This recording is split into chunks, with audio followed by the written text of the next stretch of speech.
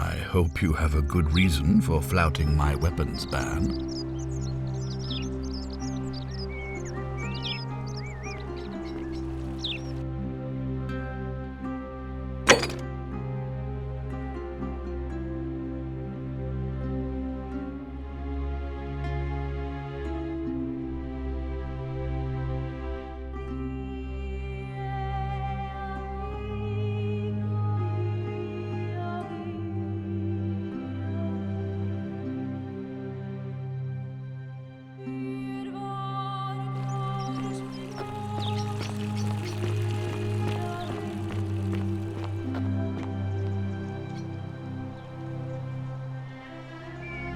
What now?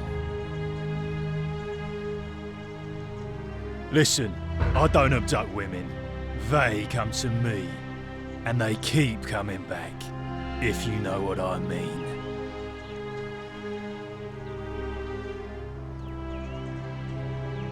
You don't know Sturkus. I'm not going.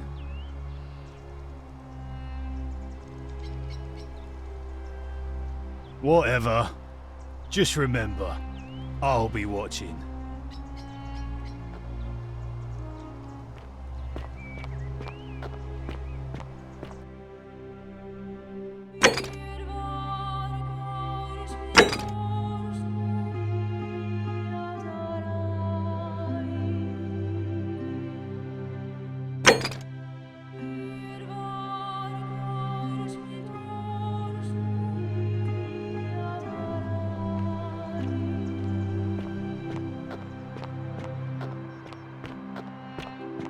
All That's weapons are quite to an be tossed impressive into bow the you chasm. have there. Magistrate's orders. Just like Diana's.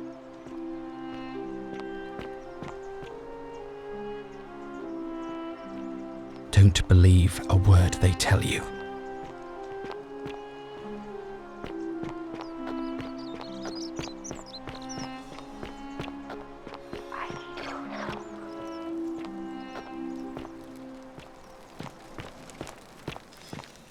Hello?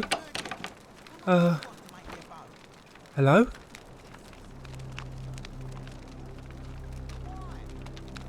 Do you like it? It's shiny, innit? It makes me happy just looking at it.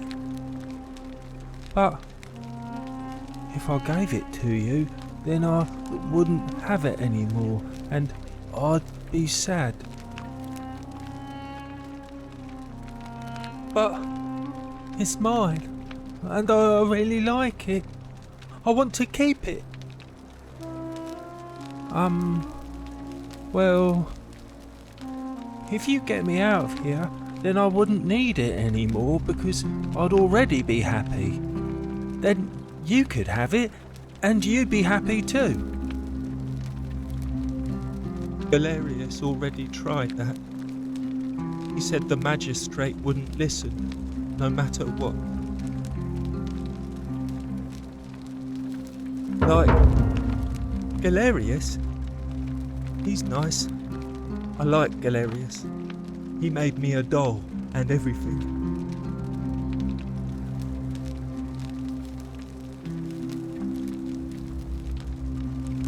Yeah, Galerius will let me out. Then you can have my plaque and everyone will be happy. My name's Dooley. I live here now because I got in trouble and they said they had to lock me up. I don't know. I don't remember things so good.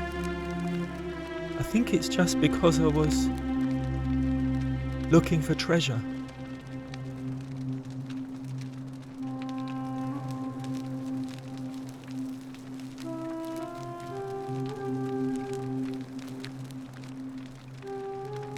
Yes, but I wasn't. I was just looking. They said I did it more than once, but I can't remember things so good. Then they called me mean names. They called me a liar, Billy. Yes. They said I have to live here now, and gave me this letter. But I'm not good with words. Do you think you could read it for me?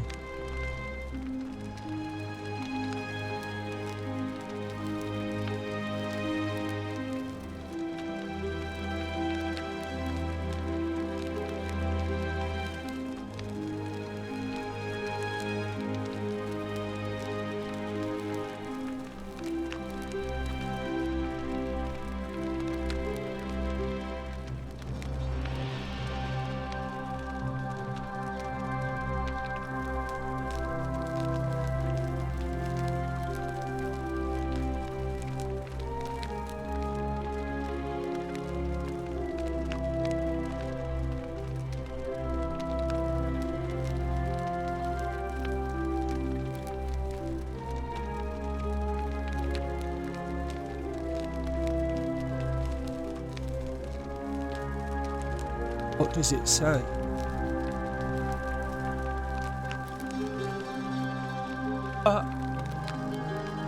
My treasure! My friend Hannibal used to look after me. He said he always would. But then, he died. It was very sad. He said, if anything ever happened to him, I had to find something very precious hidden away. He gave me this key and made me promise to keep it safe until I found the treasure. But I couldn't find it. All I remember is he said something about the cisterns, but when I went up to the high one, they put me in here. Now nobody looks after me, except my friend Galerius and Ek, the priestess lady. She's a nice lady. Hannibal said I shouldn't give it to anyone I didn't trust. But maybe you could help me get out of here. Then I would trust you a lot.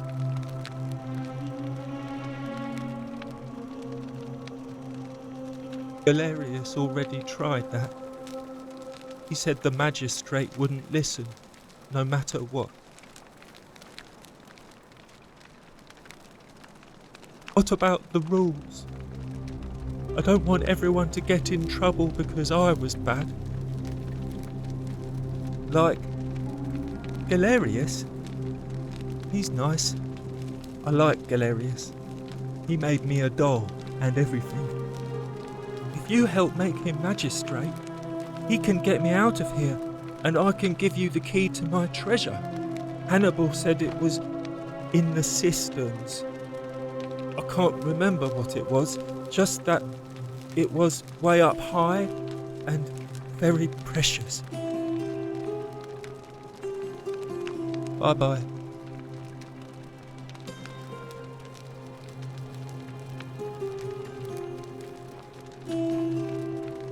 Hello. Have we met before? You're going to let me out of here? Really? Oh. Please. I hate it here. It makes me very sad.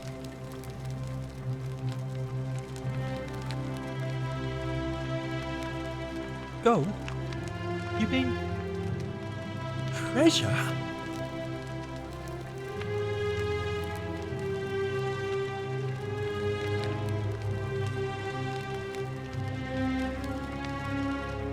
My friend Hannibal used to look after me. He said he always would. But then, he died. It was very sad. He said, if anything ever happened to him, I had to find something very precious hidden away. He gave me this key and made me promise to keep it safe until I found the treasure. But I couldn't find it. All I remember is he said something about the cisterns, but when I went up to the high one, they put me in here. Now nobody looks after me, except my friend Galerius and Ek, the priestess lady.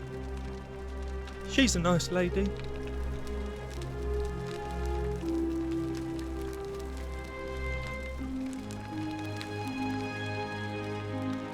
Bye-bye.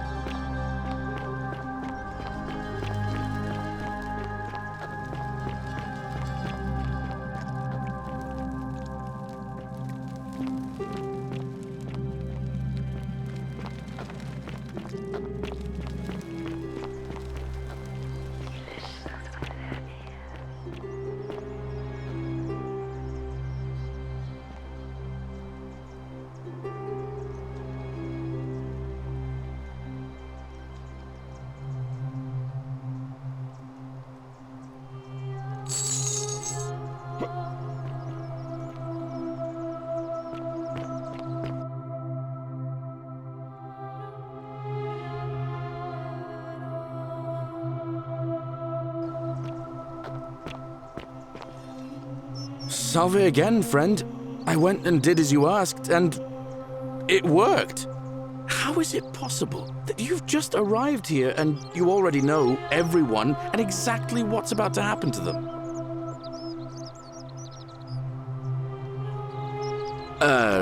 You're toying with me, right? Wait, you're not kidding, are you? That's the only way you could have known. You're a bit like... Oh, what was his name? Sisyphus. Yeah, that's the one. Old King Sisyphus. Sisyphus was a Greek king a long time ago. For daring to think he could outsmart the gods, he was given a terrible punishment. He was forced to push a great boulder up to the top of a hill. Only, just as it reached the top, it would roll all the way back down to the bottom, forcing him to start over and over and over again, for all eternity. Just like you. Actually, now that I think about it, there are a bunch of old stories about the gods punishing people by making them do the same futile task over and over. Tantalus was made to grasp at fruit on a tree he could never quite reach. The Pleiades had to keep fetching water in a sieve. Oh, and Ixion was strapped to a wheel going round and round forever. But on the bright side, at least you're not stuck in the underworld like they all were.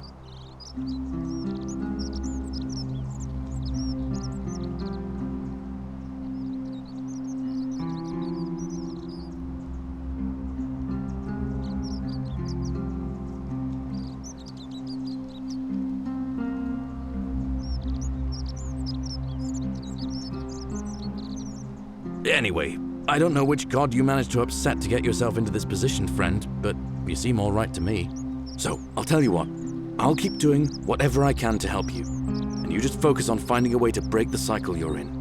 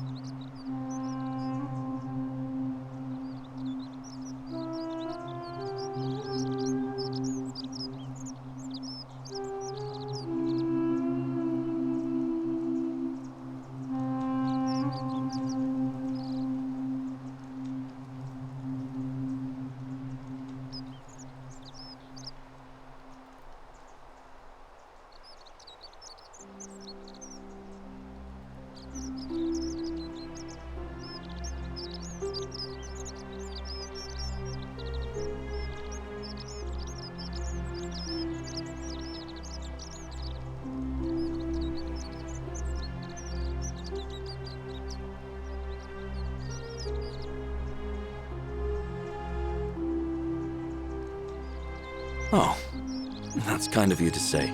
Now, I'm going to keep your secret. Although, it's not as if I'll remember this next time we talk anyway, right? Oh, and if our conversations ever start to annoy you, just tell me you're busy. I know when I'm not wanted. May fortune smile on you, friend.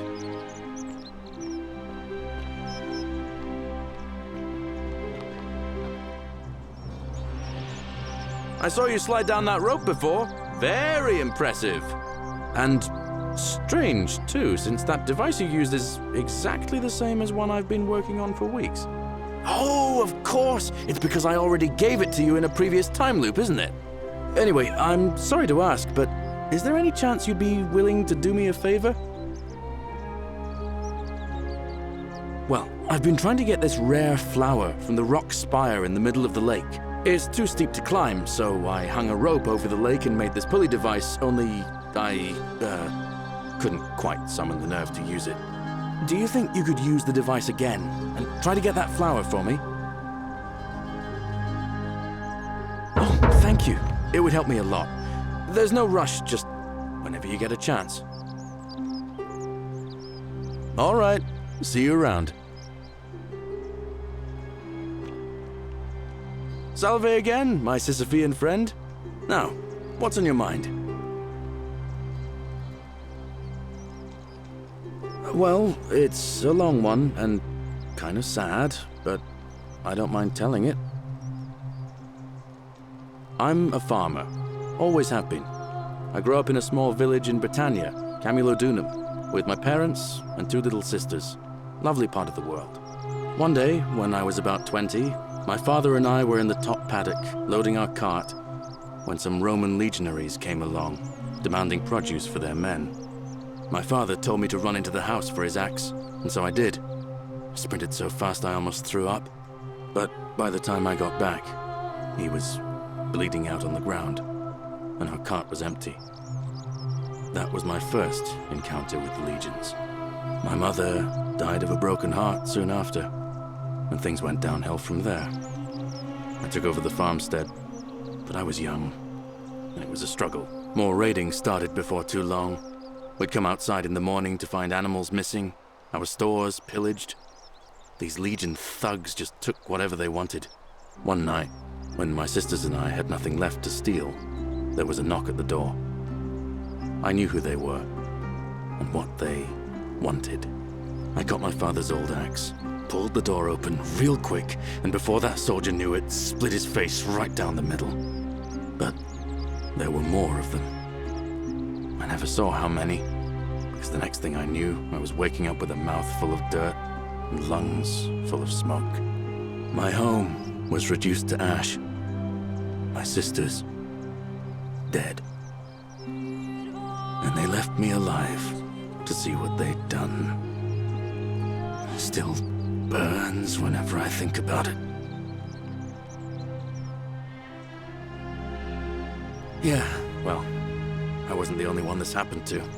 It wasn't long before Boudica led thousands of Britons in a rebellion against the Romans. Unfortunately, there were just too many of them.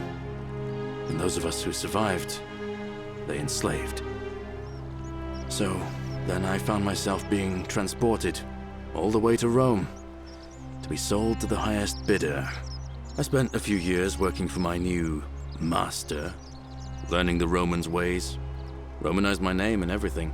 Tried to escape a couple of times, but they always found me, and I'd just end up right back where I was.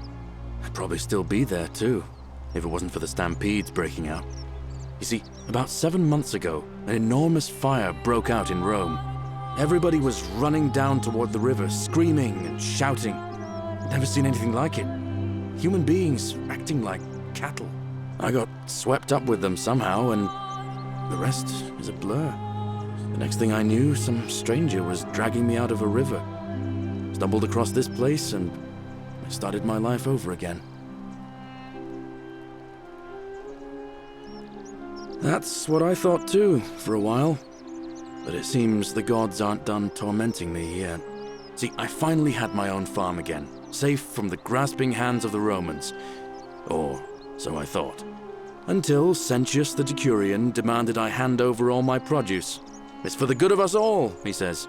Only he takes the best bits for himself, of course. He even told me if I refuse his demands, I'll break the golden rule. I'm not sure I believe him, but then, what if he's right? So, it turns out our dear old magistrate is no better than the Legion thugs who took everything from me. I'm right back where I began. But don't you worry, Nemesis is waiting, and he'll get his, one day. He'll get his. Forget I said that last part, will you? I get carried away sometimes. Thanks, friend. I knew I liked you. Anyway, that's enough of me rambling. Was there something else you wanted to talk about? Well, as much as I'd love to get out of here, the harvest's always more fruitful in another man's field, isn't it? But Scintilla, Sentius's daughter, went missing a few weeks back. Could be she found a way out. If anyone knows for sure, it'll be her sister, Sentia, but she'd never tell the likes of me. Oh, I don't give it much thought these days. I mean, everybody here's got their own view about what we need to do to survive. But I say, let's spend less time arguing about what it means to be good and just get on with it, you know? I can't see how I could vote for either candidate. I don't like Sentius much, but Malleolus is almost as bad. Even I could do a better job. Me, a farmer. And I've never given a speech or put on a toga in my life. I've bounced the idea around once or twice, mainly as a way of getting Dooley set free. God knows Sentius is never going to do it. But from what I hear, Malleolus has the election stitched up. Nobody's going to take him on and win. And maybe that's not such a bad thing. I mean, he talks a lot about freedom, so I'm hoping if he's elected, he'll release Dooley from his cell. And that's good enough for me. He did? Oh, that was unexpected. I wonder what could have possessed him to do that. Well, I guess it's time for me to step up then. I'll let Equitia know I'll be running. All right, friend. Hope you find a way to break that cycle you're in.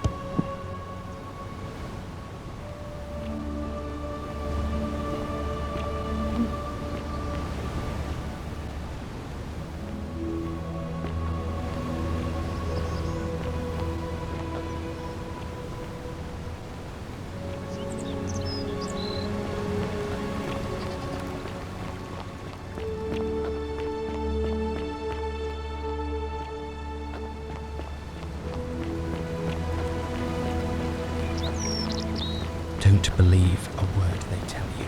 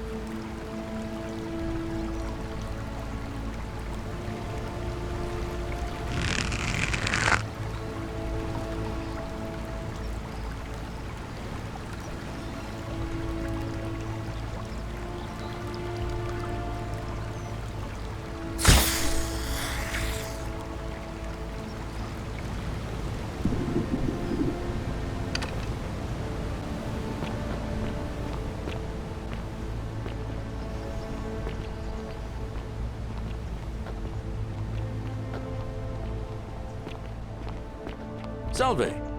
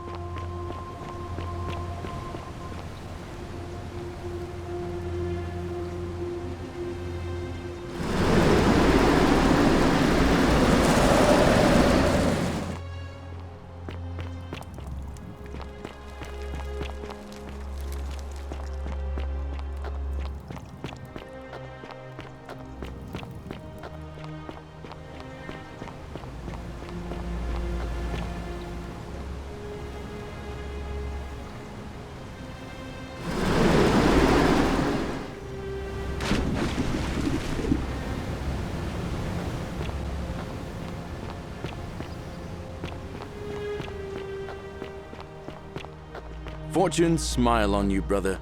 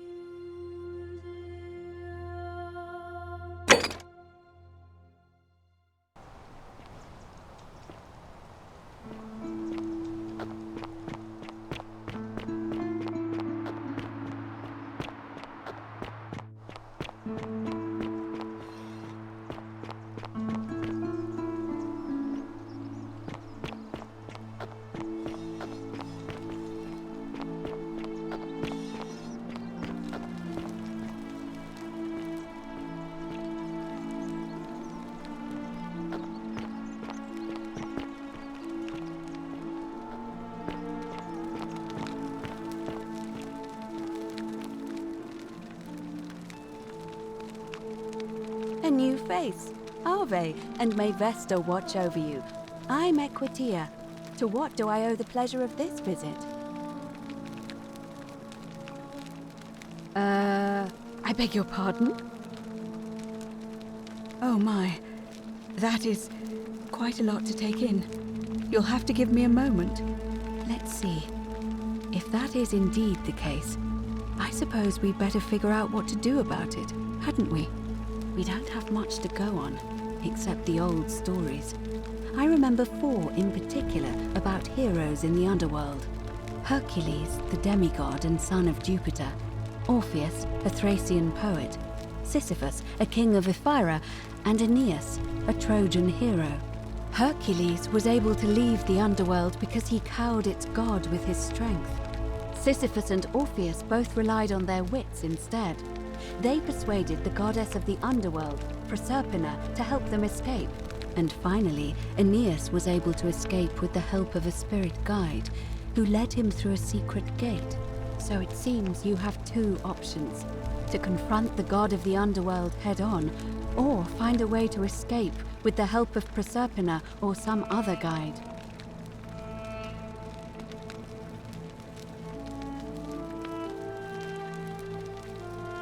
May Fortuna guide you.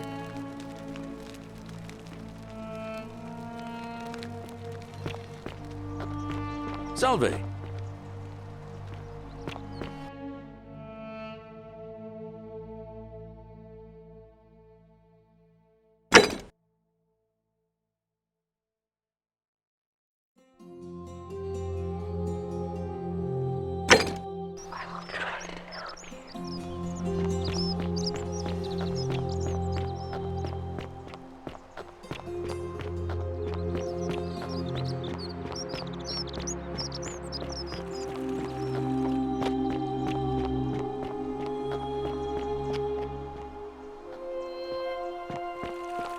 Citizen.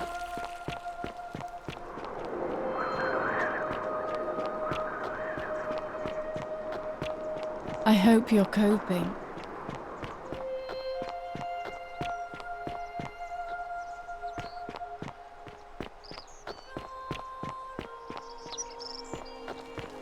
Salve, friend.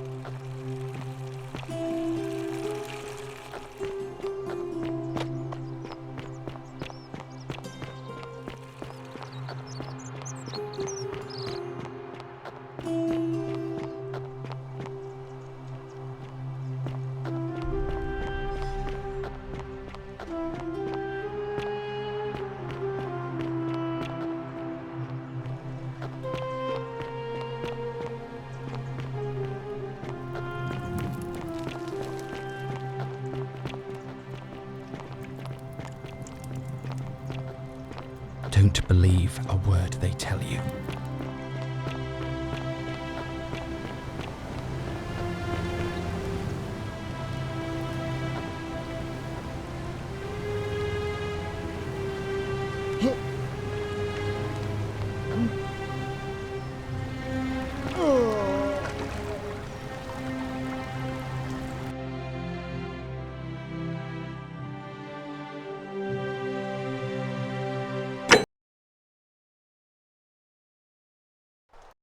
Salve, friend.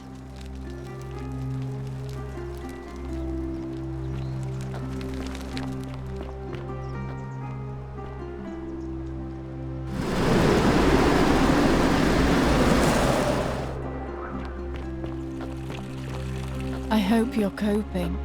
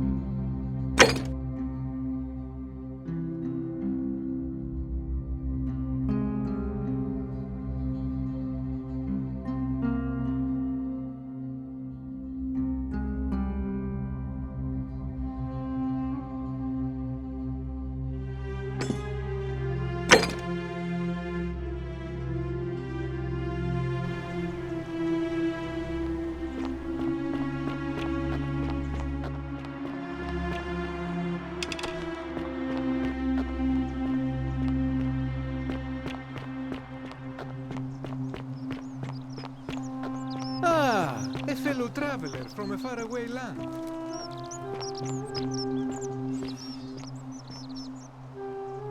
Greetings, I'm Georgius.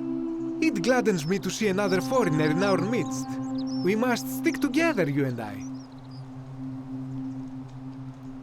My friend, your words intrigue me more and more. But yes, very well. Ask me what you will.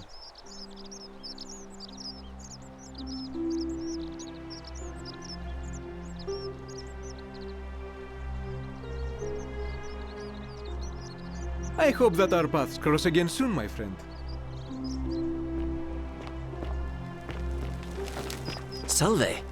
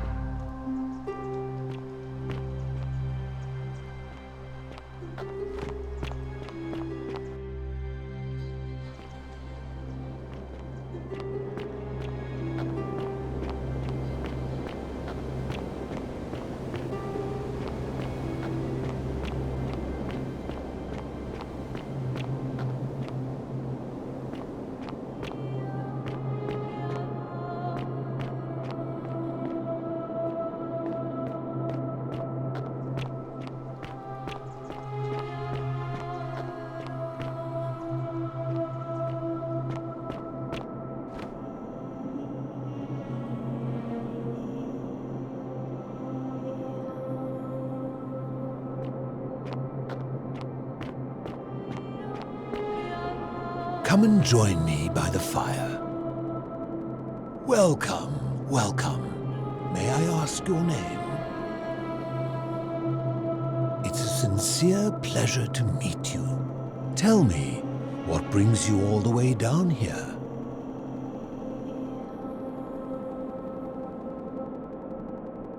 Ah, yes, that cursed thing. I know exactly where it is. I will tell you everything I know, but first, a request. I've been living down here alone for many years, with nobody to talk to but myself. The one thing I long for above all else before I die is a good philosophical argument with somebody astute. I'm hoping that person is you. Let us find out with this simple question. Have you deduced the name of the god responsible for the Golden Rule? Excellent. I see you are indeed quite astute. Very few come to that realization before their time in the sun is over. Now, will you join me in a friendly Socratic dialogue?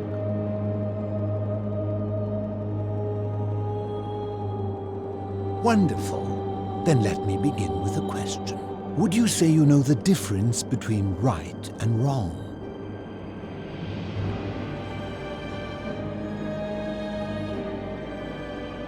And to what extent? In every situation? So, you're not entirely confident. That is quite sensible. Indeed, I'm reminded of something Socrates once said. To paraphrase, better to know that you know nothing than to know nothing and think that you know. It is because knowledgeable people have learned enough to know they know very little, in the broader scheme of things. You see, out there in the world, being uncertain about right and wrong was acceptable, because our mistakes rarely had consequences. So we would tell lies and bend rules and turn a blind eye and rationalize, and yet still find a way to think of ourselves as good people. But under the Golden Rule, morality matters. The slightest wrongdoing could result in a mass execution. So to navigate this maze, we would have to be certain about the difference between right and wrong. Wouldn't you agree?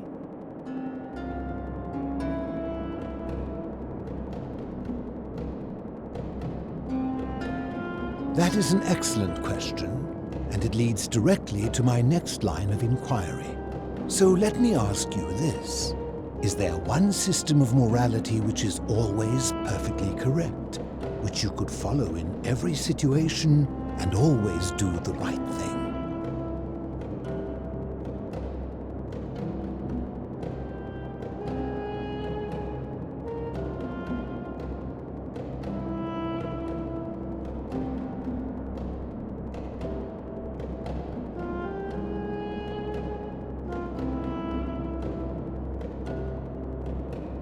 Are you sure? Or is it possible that humans simply haven't figured out the right system yet?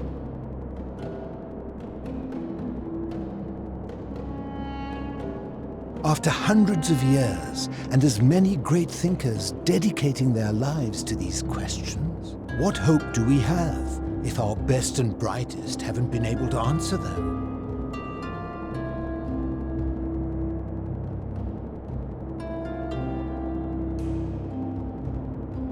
My point is this.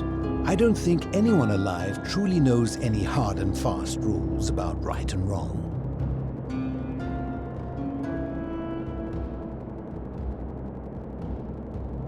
If there is one thing I have observed about rules, it is that virtuous people do not need them, and evil people will always find a way around them. And so we must accept our limitations, and the sad truth that no human society will ever achieve the utopia for which it strives. In mathematics, we would call it an asymptote, a line that can be approached but never reached. Because the only way to create a utopia is with the ever-present threat of force, such as the Golden Rule. This and no other is the root from which a tyrant springs when he first appears as a protector. And life under tyranny is no utopia at all.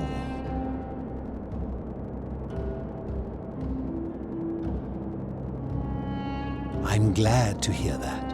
In any case, thank you for humoring an old man. I would be happy to answer your questions.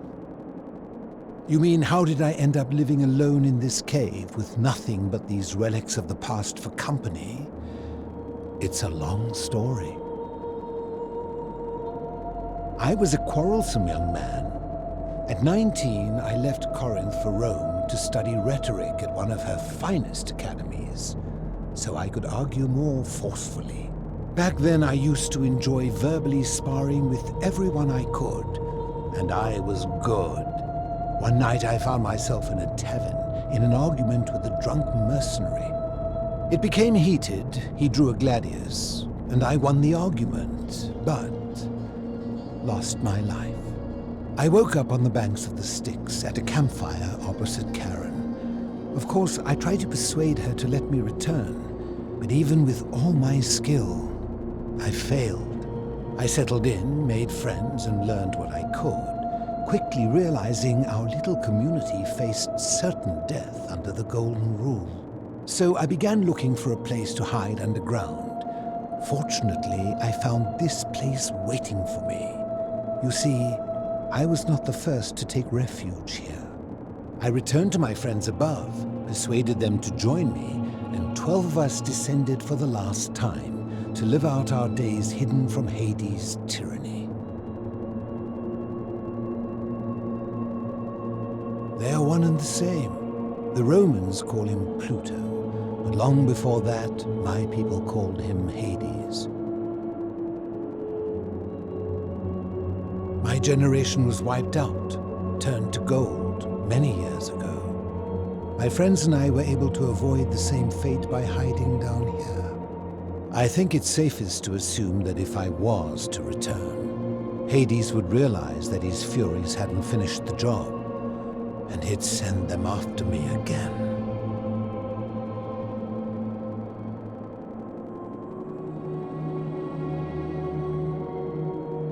I fear that if you were to utter my name in the city, even by mistake, that Hades would hear you and know I am still alive.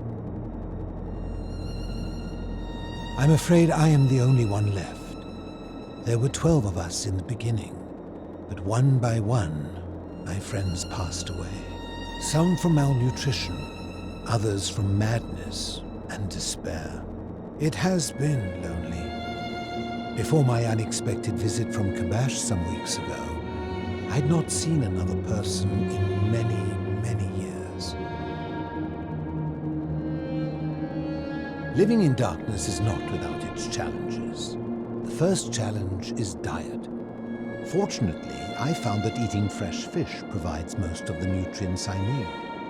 And sometimes, when there are Greek people living up above, I surface at night and salvage the offerings they've left in the temple of Demeter. The greater challenge is the isolation.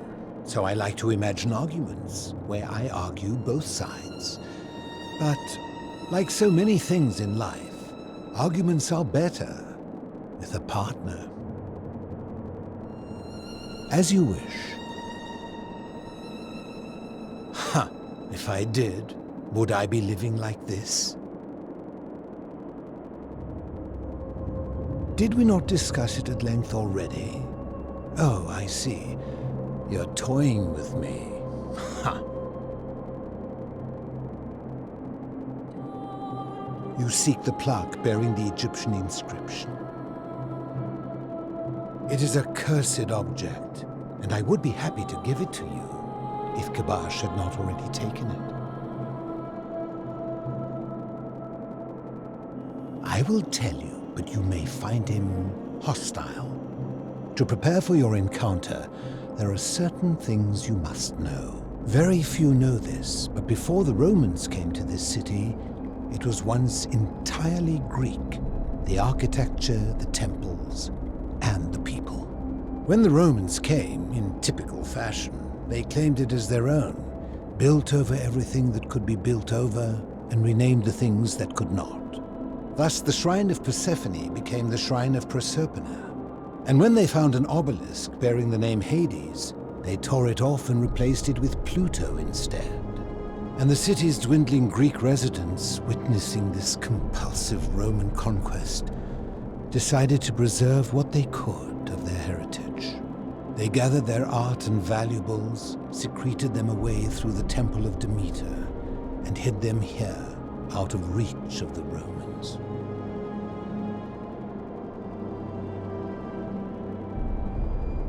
However, there was one thing that always seemed out of place to me, and it is the very thing you seek. An even older plaque bearing an Egyptian inscription. We had no idea until years later when the first of my friends began to die. As a result of their deaths, we began to dig catacombs branching off from this cavern to lay them to rest. We extended the tunnel so far that we accidentally discovered another, an even older tunnel, which somebody had gone to great lengths to keep hidden. Suddenly it made sense why there was an out-of-place Egyptian plaque among our people's possessions. You see, we proud Greeks had thought the Romans beasts for stealing and corrupting our heritage. But it turns out this game has been going on much longer than any of us imagined. I think it is best you head through the catacombs and follow Kabash's trail.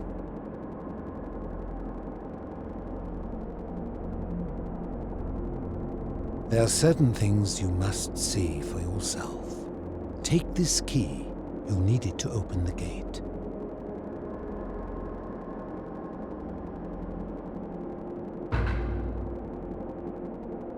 I enjoyed our chat, but please, keep my presence here a secret, yes?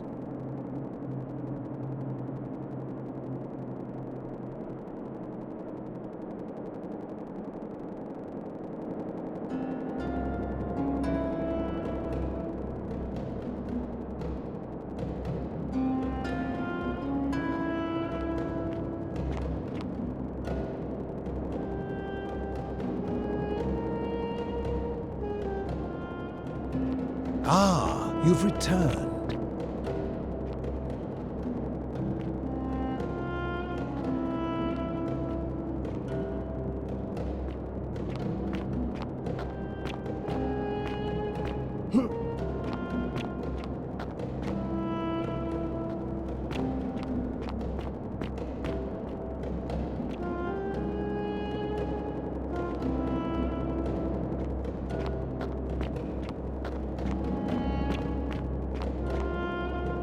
Ah, you've returned.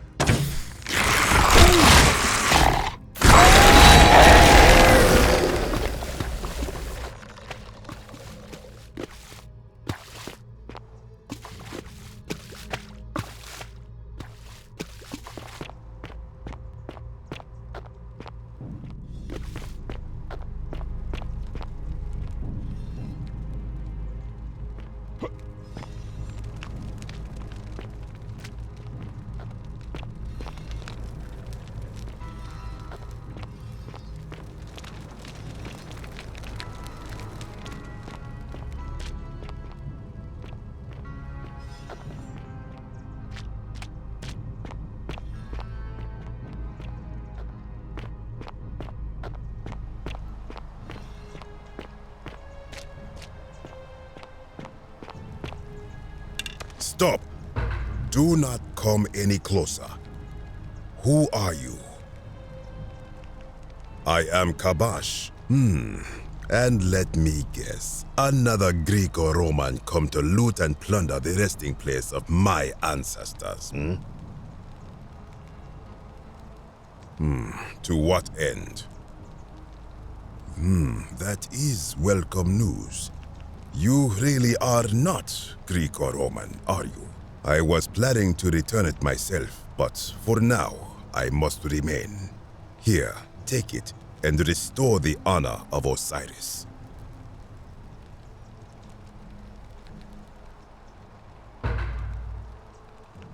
Now, as for the other plaque. Indeed, I have it right here. I stumbled across a collection of dusty curiosities while searching for a place to hide from the hungry children of Amit, and there it was. You may not. In fact, I am about to destroy it. Because it speaks a treacherous, blasphemous lie. I will tell you, but first, do you know what this place is? It has a name, and that is the Duat. See what has become of it. I have been down here for weeks, piecing together its story, and here is what I have learned. As Egypt declined and the Greeks had their turn to flourish, their souls came here in great numbers, but instead of adopting our ways, they copied and corrupted them. When they found the obelisk bearing the name Osiris, the true god of the underworld, they desecrated it, removing his name and replacing it with Hades. Even the ferryman of the dead, known to my people long before as Kerti, they renamed to Keron.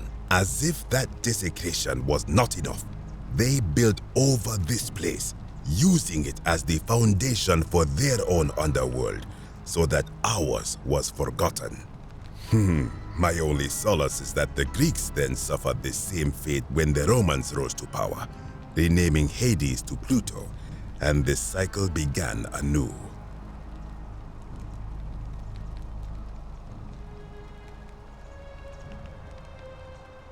It is inscribed with a script I do not recognize, but it is ancient, almost as if it is older than the plaque bearing Osiris's name. But if that is so, it would imply the gods of Egypt are mere imitations too, copied and corrupted from an ancient people who prospered even before us, and that my people did to them what the Greeks and Romans did to us. But this, I cannot accept. I sense a deception. Perhaps it is the work of Set, the usurper, seeking to undermine Osiris once more. You will never know. This work of sacrilege must be destroyed, thrown into the black abyss below in Osiris's name.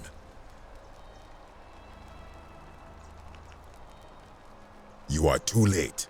It is done.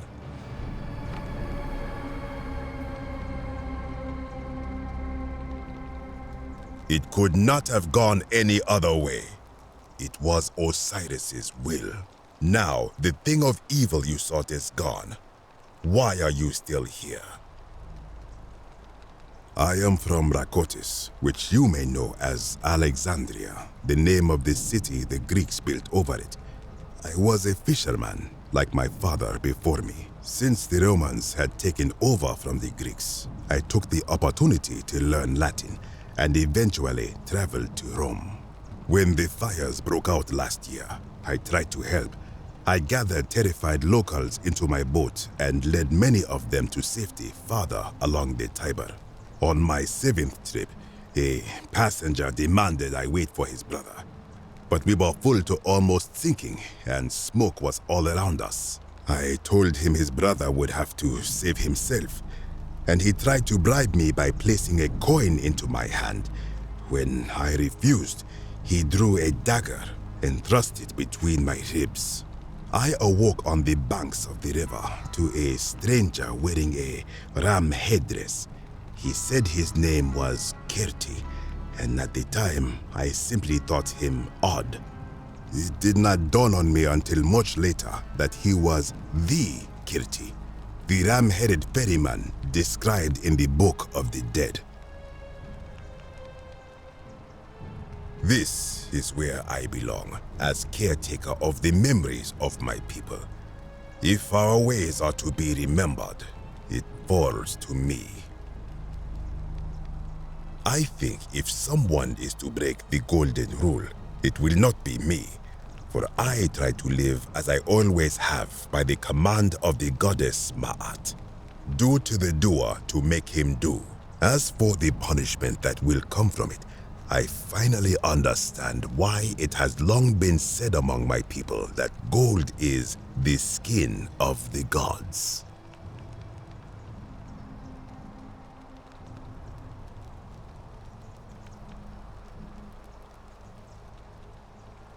I do not know. What could possibly lie beneath the underworld? Perhaps it is infinite darkness. Perhaps it is the lair of Amit, the devourer of souls. All I know is, it would be unwise to venture down there.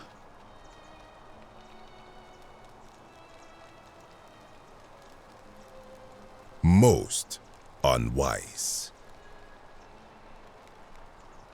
Good. Be gone from this place. Wait. You are planning to go down there. I see it in your eyes. You would plunge into the depths of the Duat with no way back up. Madness. We shall see.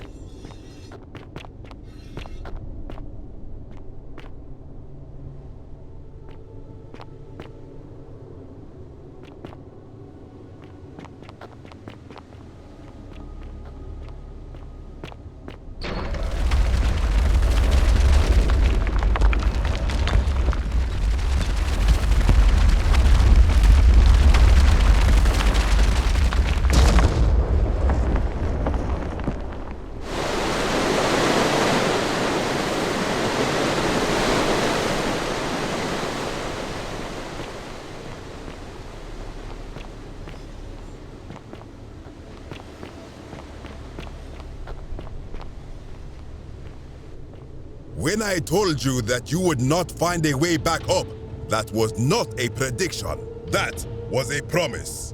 You will die here. I disagree. I warned you against coming down here, against perpetuating this sacrilege, but you persisted. You have undermined and dishonored the true god of the underworld. How did you think this would end, if not with bloodshed? Very well, I will listen. But if I sense deception, or if you further insult my gods, I will carry out my threat. So tell me, why should I let you live after you salvaged this instrument of blasphemy?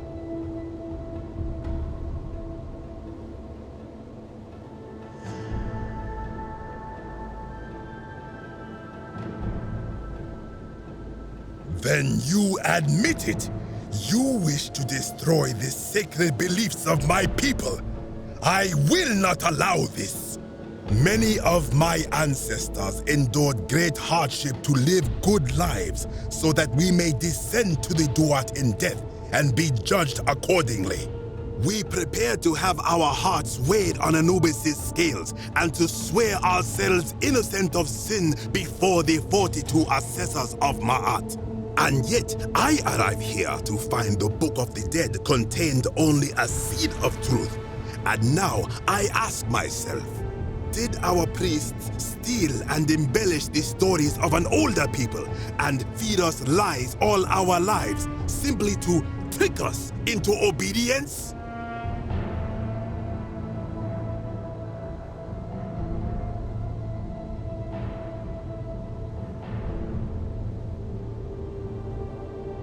Blasphemer! You have sealed your own fate.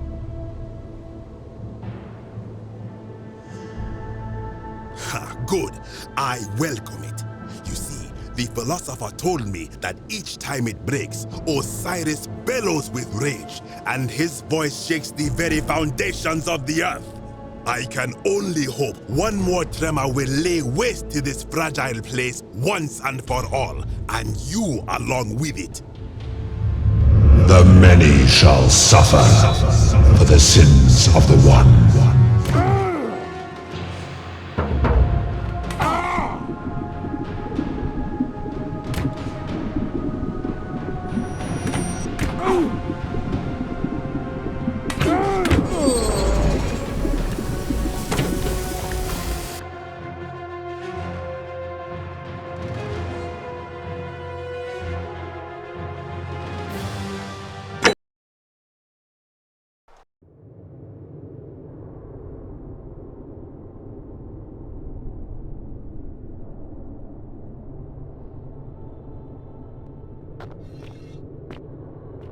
When I told you that you would not find a way back up, that was not a prediction. That was a promise.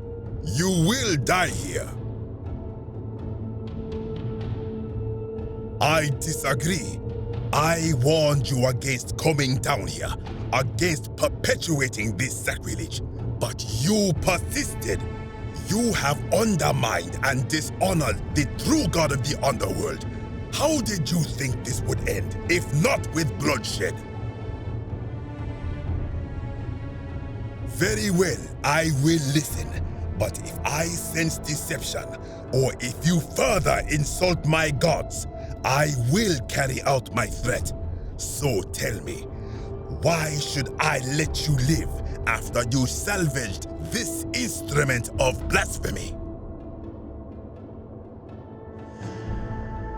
Why? To what end? But why? What business could you have with Osiris?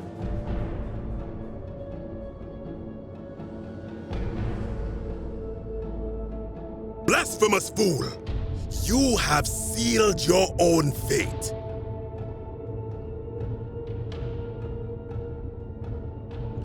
Good. I welcome it. You see, the philosopher told me that each time it breaks, Osiris bellows with rage, and his voice shakes the very foundations of the earth. I can only hope one more tremor will lay waste to this fragile place once and for all, and you along with it. The many shall suffer for the sins of the one.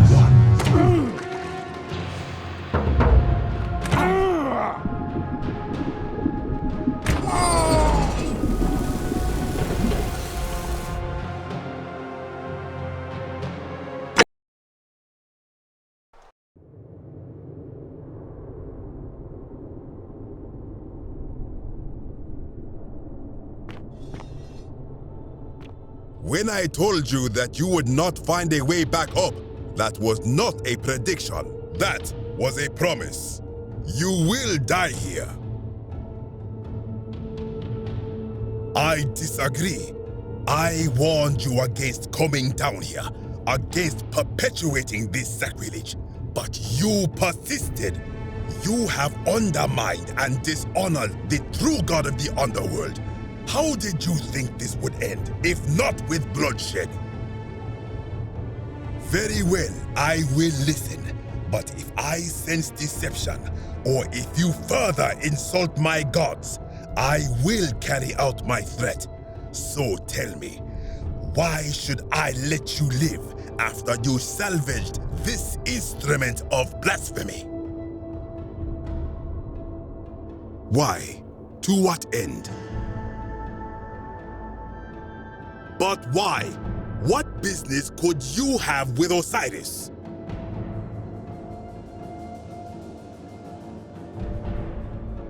Blasphemous fool! You have sealed your own fate.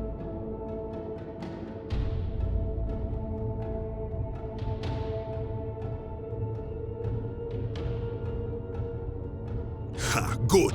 I welcome it. You see, the philosopher told me that each time it breaks, Osiris bellows with rage, and his voice shakes the very foundations of the earth. I can only hope one more tremor will lay waste to this fragile place once and for all, and you along with it. The many shall suffer for the sins of the one.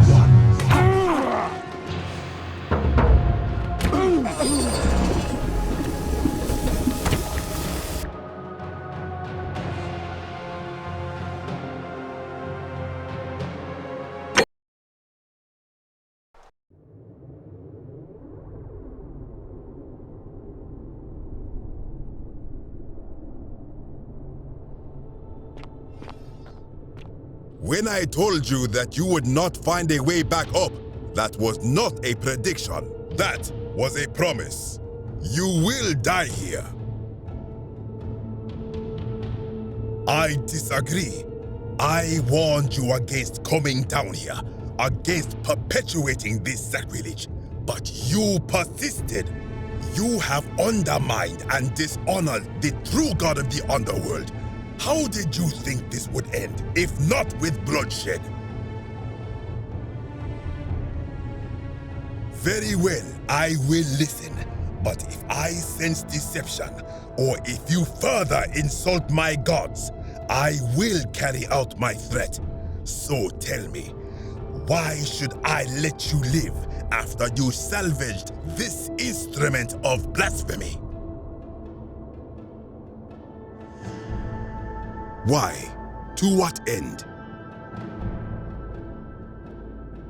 But why? What business could you have with Osiris?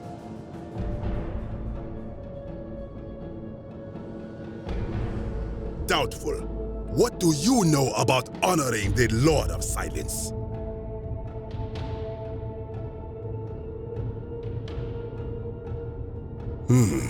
You speak the truth.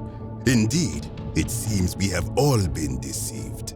Many of my ancestors endured great hardship to live good lives so that we may descend to the Duat in death and be judged accordingly. We prepare to have our hearts weighed on Anubis' scales and to swear ourselves innocent of sin before the 42 assessors of Ma'at. And yet, I arrive here to find the Book of the Dead contained only a seed of truth. And now I ask myself, Did our priests steal and embellish the stories of an older people and feed us lies all our lives simply to trick us into obedience?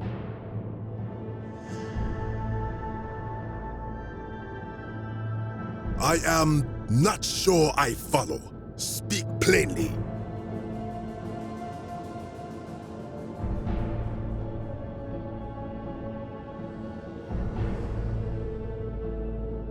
Now you insult me and all of my ancestors.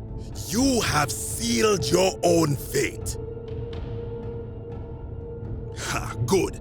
I welcome it. You see, the philosopher told me that each time it breaks, Osiris bellows with rage, and his voice shakes the very foundations of the earth. I can only hope one more tremor will lay waste to this fragile place once and for all, and you along with it. The many shall suffer for the sins of the one.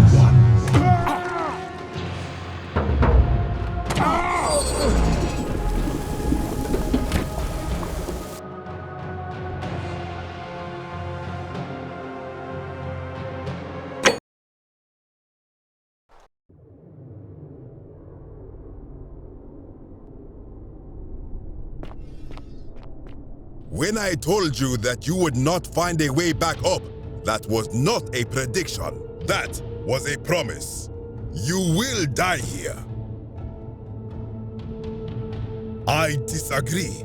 I warned you against coming down here, against perpetuating this sacrilege, but you persisted. You have undermined and dishonored the true god of the underworld. How did you think this would end, if not with bloodshed? Very well, I will listen.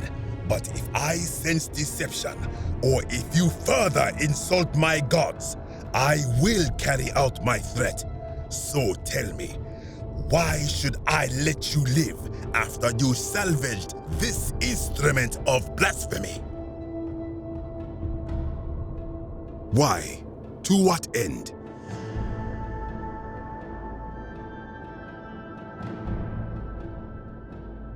But why? What business could you have with Osiris? Doubtful. What do you know about honoring the Lord of Silence?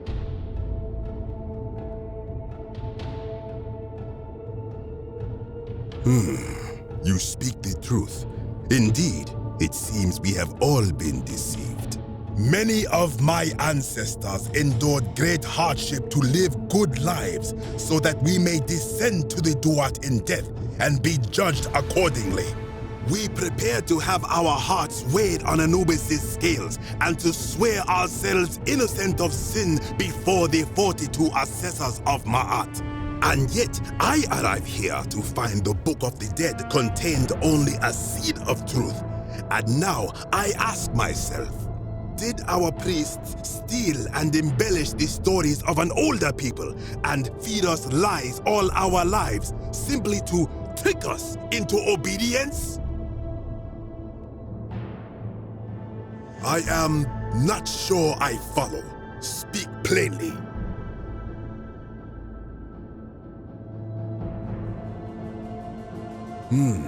Perhaps there is some truth in that. What is your point?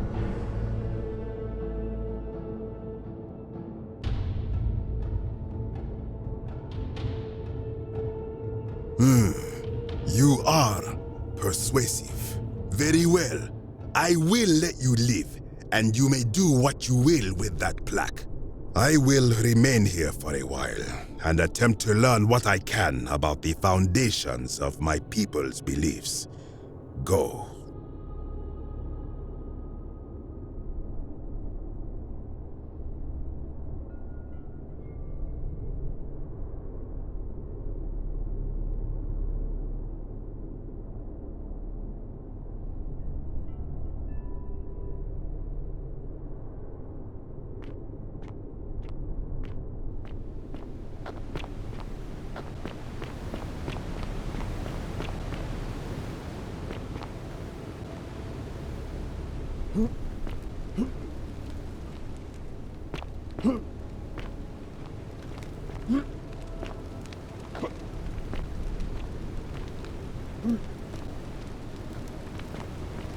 Beware the children of Amit.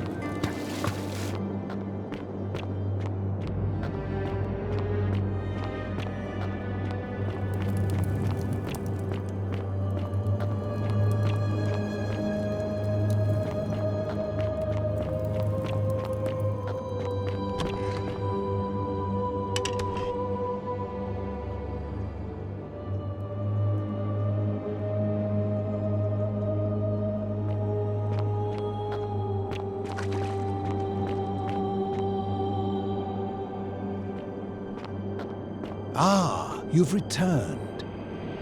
Good to see you again, friend. Did you find what you need? I enjoyed our chat, but please, keep my presence here a secret, yes?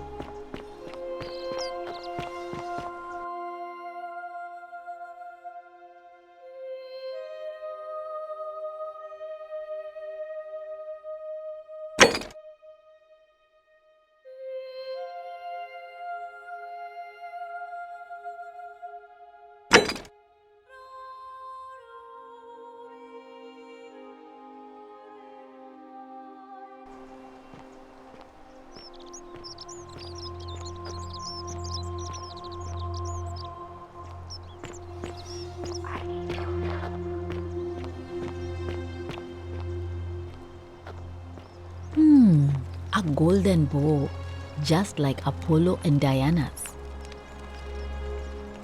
Feeling all right?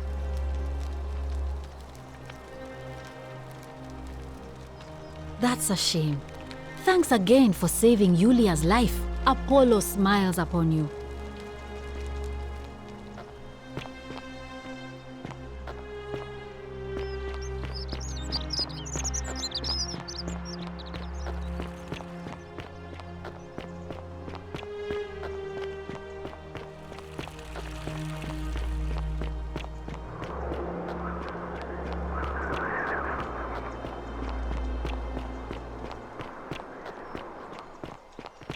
Salve.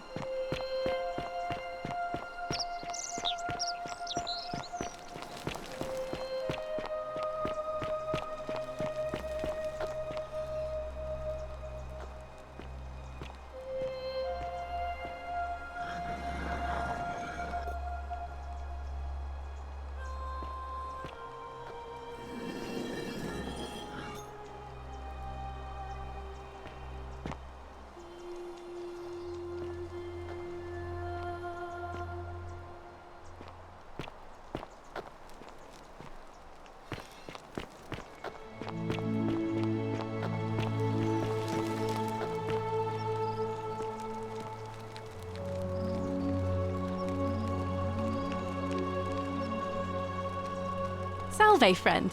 I'm Octavia. Welcome to life under the Golden Rule. It's a ghastly thing, is it not? How are you faring so far? That's good, in a sense. If you're not on edge, you've not been paying attention. But on the bright side, once you've been here a few months, it's slightly less terrifying anyway. We've all been where you are now. I remember when I first arrived. I used to lay awake at night contemplating the big questions. Why am I here? Is there a way out? What is the Golden Rule, and who or what is responsible for it? I still don't have any of the answers, I'm afraid. I don't think anybody does. But I'm happy to share with you what I've learned. Even if I had seen it, and I'm not saying I have, I couldn't in good conscience give it to you. That's all I'll say.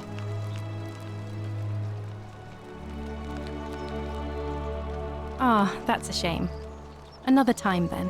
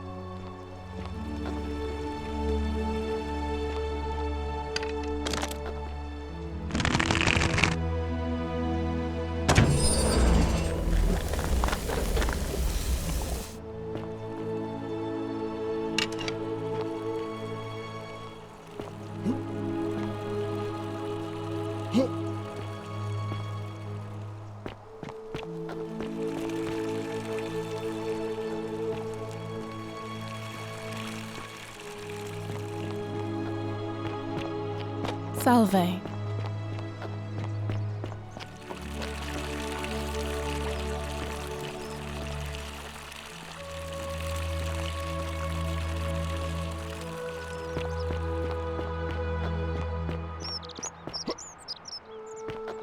Don't believe a word they tell you.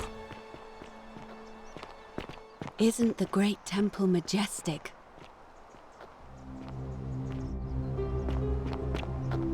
May Apollo keep you safe. Greetings and salutations.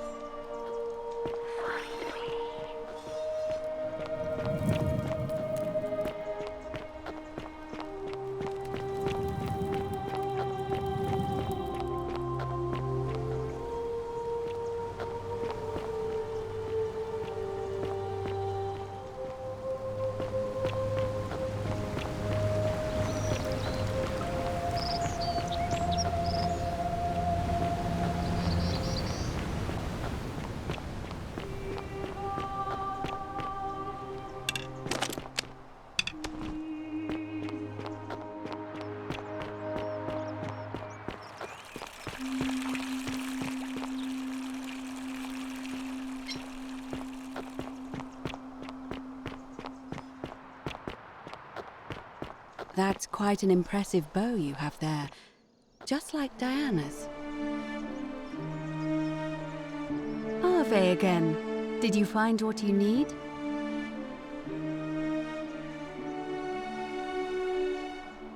It must be completed by dusk, just the same as any other official business.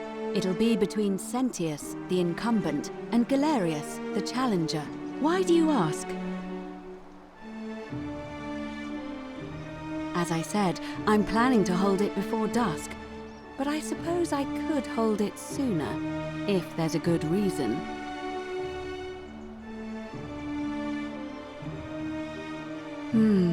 Yes.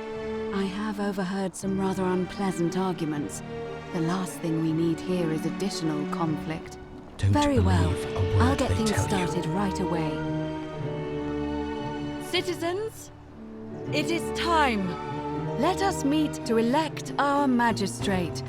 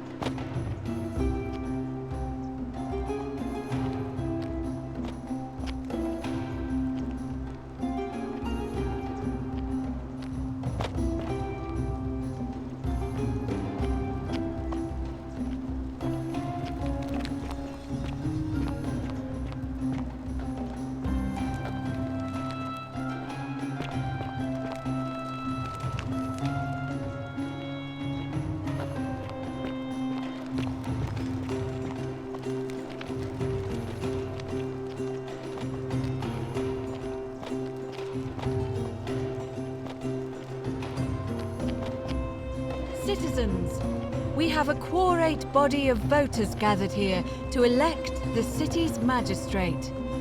The candidates are Sextus Sentius Imperiosus and late nominee Gallus Galerius Helver.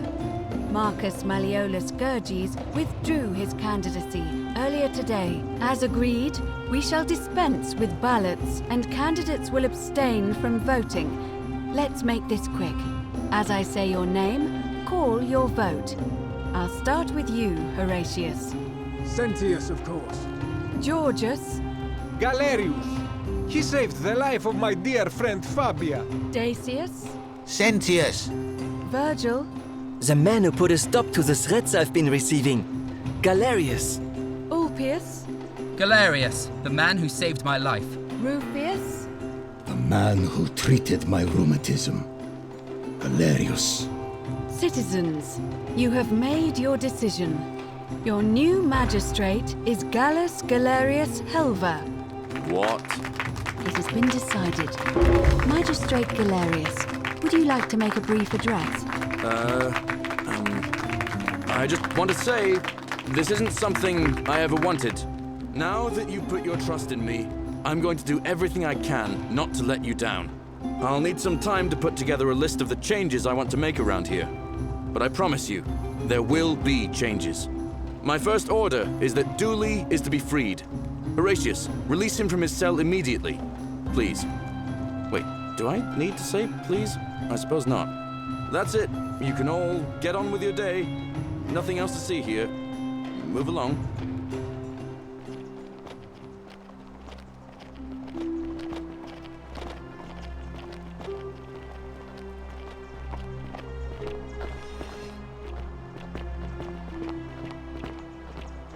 Arve.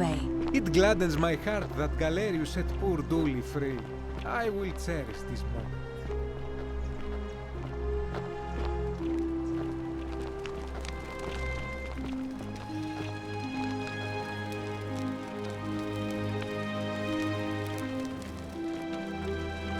Fortune smiles on you today, Julius.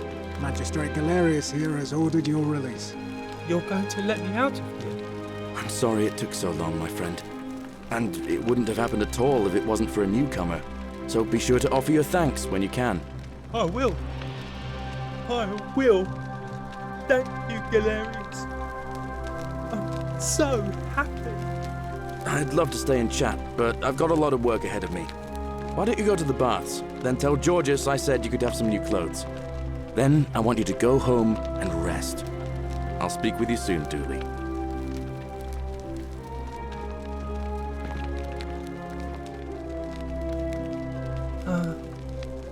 Hello? I'm Dooley. Magistrate Galerius said I should thank the newcomer. Are you the newcomer? Oh, it is you. Then, thank you. You're a big helper. I was locked up, but they let me out again. I'm so happy. You can have my shiny plaque if you want, and maybe you can help me find my treasure. My friend Hannibal used to look after me, and he said he always would, but then he died. But before that, he told me if anything ever happened to him, I had to find something very precious. He gave me a key to the cisterns and told me to keep it safe. He said there's something very precious way up high. Please help me find it. Please. I had to keep it a secret until I found someone I could trust.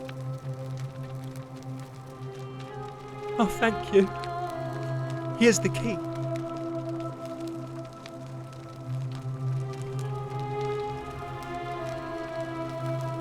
Hope you find it. In the cisterns, way up high, Hannibal said. Oh, look over there. Something shining. Is it treasure? Maybe it is treasure. I could see it from myself. So pretty. And it's just lying out here in the open. Maybe nobody wants it. Maybe no one will mind if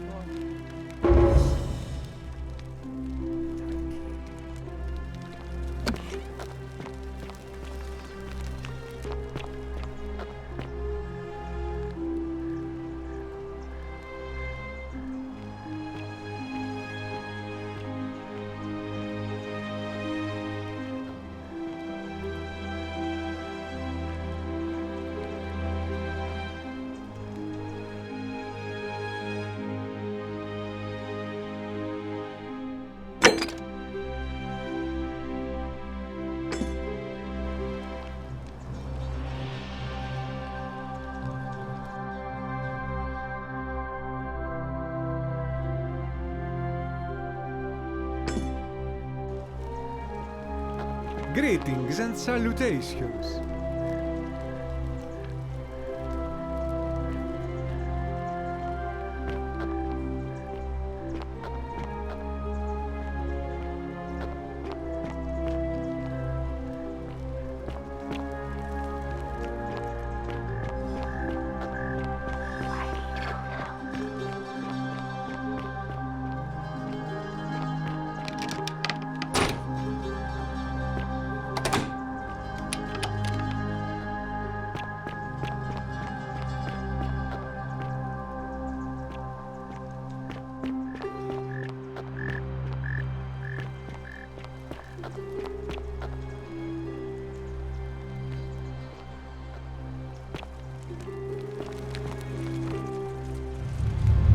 The many shall suffer for the sins of the one.